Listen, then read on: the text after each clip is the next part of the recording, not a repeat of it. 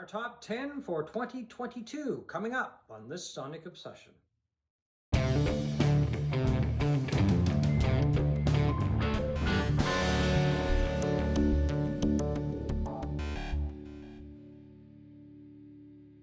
Hi, I'm John Wooden, and this is my friend Steve McLeod.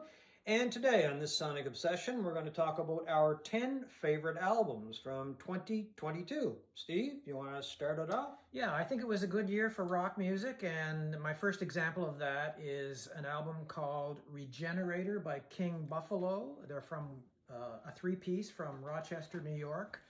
They describe their music as heavy psych. I think it is also stoner rock in the best 70s definition of that. Fabulous album, big dumb guitar riffs, fuzzy guitar riffs that I like. Very catchy songs. Regenerator, King Buffalo. Okay, my number 10 album is nothing to do with rock. It is soul, and tremendous soul from start to finish. It is Lee Fields and Sentimental Fool. Fields has been around since 1969. And they call him Little JB because he resembles James Brown and sounds a little bit like James Brown.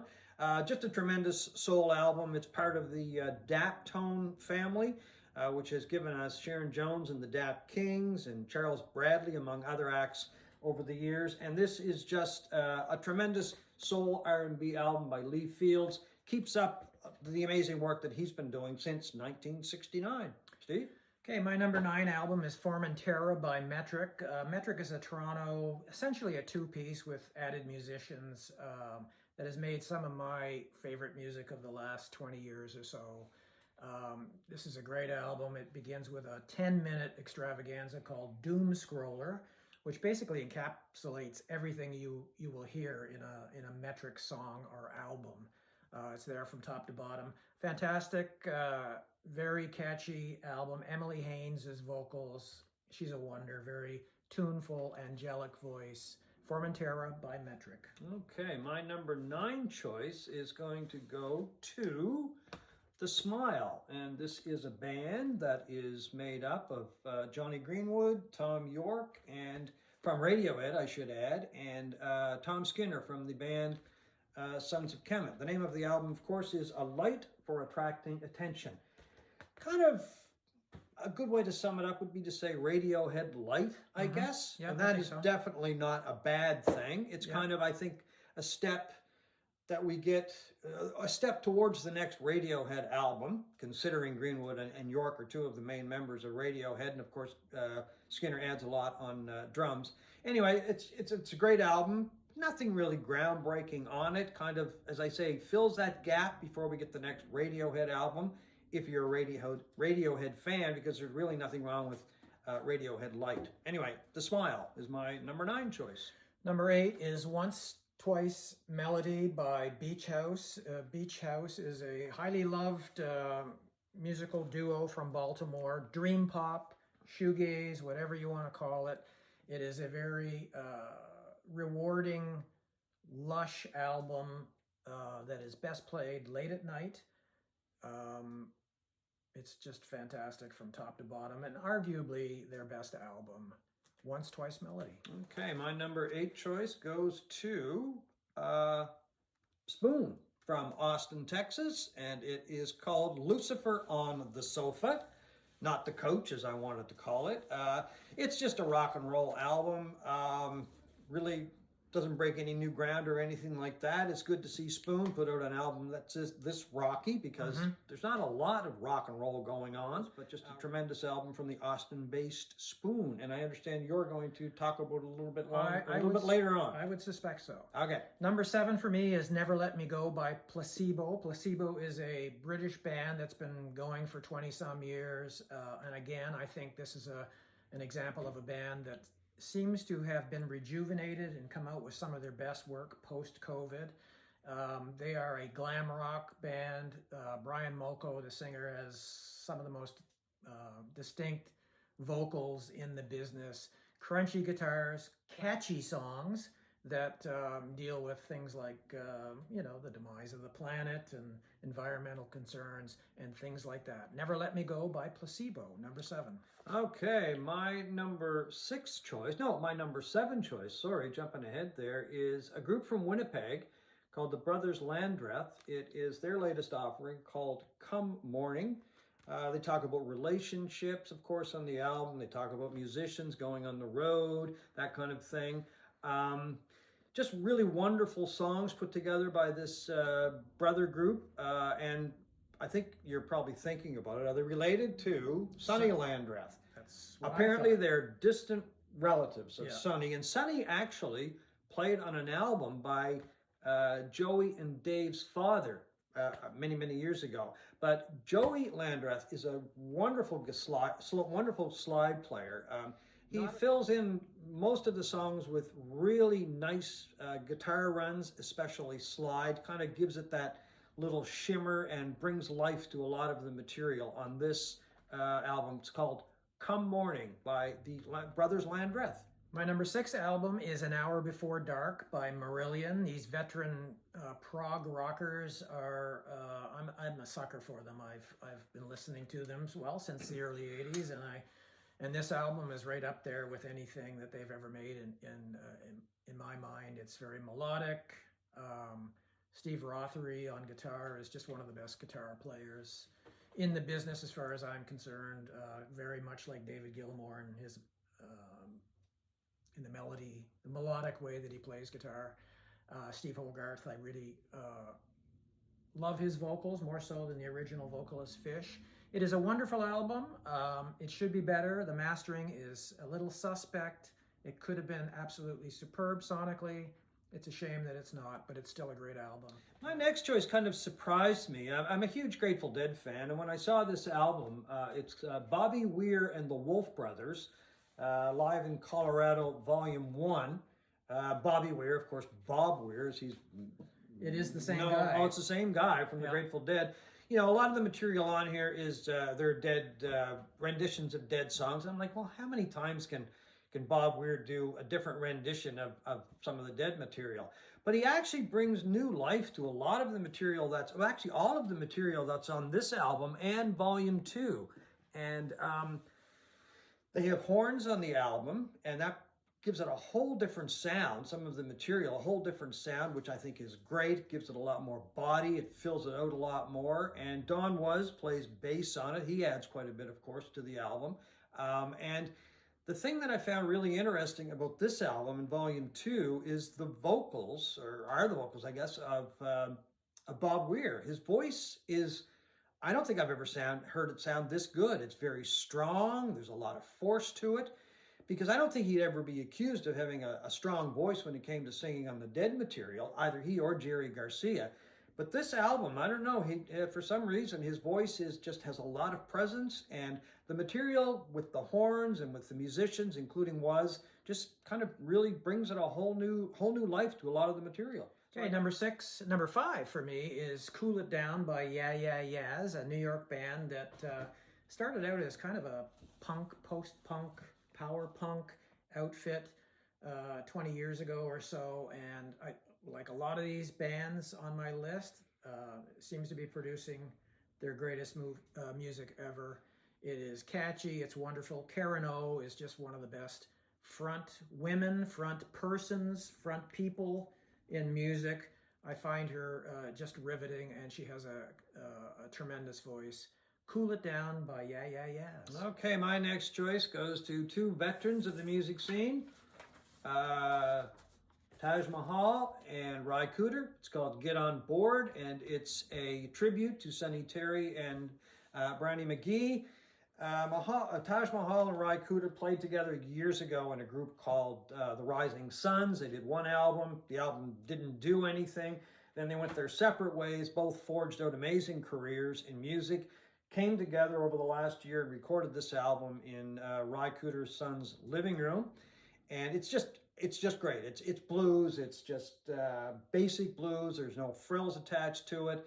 Sonically, it's very basic, but it's these two exceptional musicians sitting down and just playing their hearts out on material that they have loved for years and paying tribute to those two great blues musicians, Sonny Terry and Brownie McGhee. Okay, my number 4 of 2022 is I Am the Moon by the Tedeschi Trucks Band.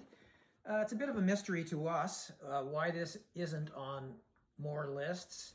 It is a fantastic 4 LP homage to American genres, rock, blues, New Orleans jazz, gospel. You name it. You name it, it's on it.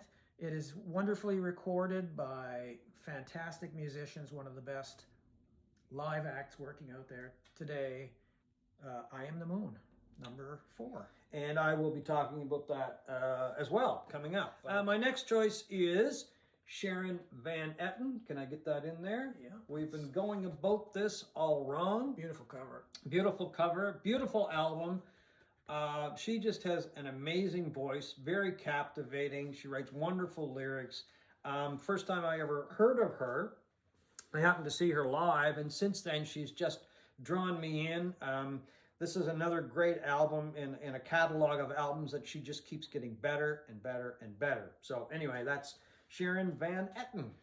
My number 3, it was John's number 7, is Lucifer on the Sofa, not the settee. Or the Coach. Or the Couch by Spoon. As John said, just a straight up rock and roll album, a return to form for this great Austin band. They've made wonderful albums for a long time. They started to get a little experimental in the last few. They've just gone back to their roots. It is a fantastic rock album in 2022, which I think is sorely needed. I think so too. My number 3 album goes to Wilco's Cruel Country, an album that neither one of us have, neither one of us can get, and unless you happen to snag one of the copies from Record Store Day in the summer that were wrapped up in white paper, I guess, I never did see one, you don't have a copy of it either. And it was only on CD. And it was only on CD when it was released then.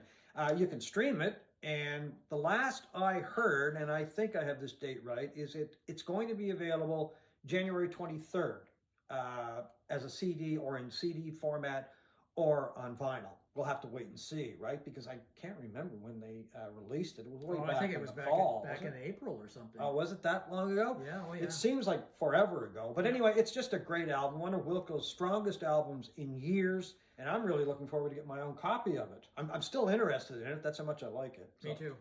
Number 2, The Mars Volta by The Mars Volta. This Texas band was one of the most beloved prog metal bands, weird, trippy music bands, making records in the last 20 years. They split up about a decade ago and quietly got back together again and released this earlier this year. And you can't imagine a more drastic change in sound of a band in one album from their last. It is a 180-degree turn from really dense, sometimes difficult, sometimes almost inaccessible music to absolute glorious, sweet pop music with great musicianship, great playing. It is just astounding how different they sound. I'm sure they've lost a lot of fans who prefer their more difficult, dense, proggy side. But may have won a few too, so. Yep, and new ones, I mean. They've won me as a fan. It is just a wonderful album, The Mars Volta. My number 2 choice goes to the Tedeschi Trucks Band and I Am the Moon. We talked about it earlier because it was on Steve's list as well. I love the album simply for some of the reasons that we talked about. It's got a little bit of everything when it comes to genres of music, but it's got that Tedeschi Trucks stamp on it. It's got that sound on it, that big sound that they have come up with over the years, and the incredible guitar playing of Derek Trucks, which kind of anchors the band, I guess is probably a good way to put it. I find on this album, his guitar playing is even more expressive than it's been in the past. There's more of a variety to it as well. I do like the fact that on this album, a lot of the other members of the band have stepped forward and displaying their talents. And anyway, I love the album. It's actually kind of misleading to call it an album because it was actually 4 albums in a set, if you got it off their website, called I Am the Moon. And the first album is the one that I really like the best, the first one of the 4. And there's a tune on that called Passaquan, which I think well, I don't think, I know it's actually my favorite of all of the tunes on the album. Not really sure why it hasn't made any other lists, because to me it's just an original piece of work, which is sorely being missed these days by one of the great bands working today, especially live. I've seen them a number of times and they're tremendous live, but on this album they really step up to the plate and in my opinion hit a home run. My number one album is Cruel Country by Wilco. It's their 14th studio album, and I think it is just an absolutely tremendous return to form, in the sense that the last couple of albums were good, but bordering on mediocre, I think. And this album is long. It's a double album, but it never lags for me. It's 21 songs long. Jeff Tweedy described it as a country album. It's not. There are 6 country-ish songs, but done Wilco style. Yeah. The rest of it is just classic Wilco album, a band at the top of its powers now, in my mind, because this has become my second or third favorite Wilco album of all time. I think it is wonderful. It would be really nice to have a vinyl copy of this someday. My number one choice goes to Concertos and Serenades. It's an album by Adam Baldwin, who is a local artist. And when I say local, he lives in Dartmouth, I believe, right now. Also believe that he grew up in Fall River. He's from the Halifax area, let's put it that way. He is just a tremendous storyteller, and that's what this album is all about. It's just great stories. There are songs on here about coal miners. There are songs on here about fishermen. There is an amazing tribute to a fellow who started a radio station in Eastern Passage many years ago, Wayne Harrett. And the name of that song is The Voice of the Eastern Passage, Wayne's Serenade, which is just a wonderful, wonderful tribute to Mr. Harrod, who recently passed away. I chose this album because I love some of the characters that are in the songs. I like the subject matter that he chose to write songs about, because it's stuff that we hear about every day. And there's drug running on there as well. There's also a song about a gas station in Fall River. So in one sense, it's very local, but in another sense, I think it's something that almost everybody can relate to, because they are just wonderful, deep stories. I think Adam Baldwin, I think he's 36, but he sounds much older than that. He's an old soul, I guess I could call him, and that's a compliment, because these songs are wonderful. It is Adam Baldwin's Concertos and Serenades. And that is our look at our top 10 favorite albums of 2022. So thanks for watching this Sonic Obsession.